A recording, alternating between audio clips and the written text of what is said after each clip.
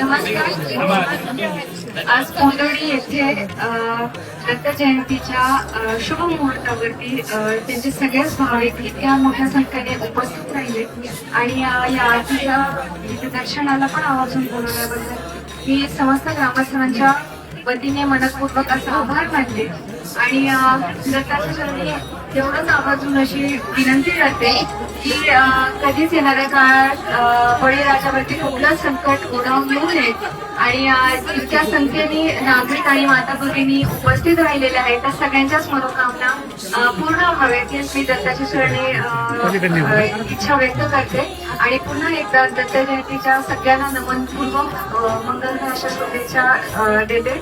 आणि जसे आता भाऊ म्हणाले की आतापर्यंत तर मामाचं सहकार्य या मंदिराला तर लाभलेलंच आहे. याआधी सुद्धा 10 लाख रुपयाचा निधी तर मंजूर झालेला आहे. येत्या काळात कधी तिने गरज भासली तरी आवर्जून मामांचं नाव ठोकावलं कारण जे पण काही आहे ते दत्ताच्या आशीर्वादामुळेच आहे. त्यामुळे मामा कधीच विलंब असा करणार नाही अशी ग्वाही मी आजच्या कार्यक्रमाच्या निमित्ताने घेते.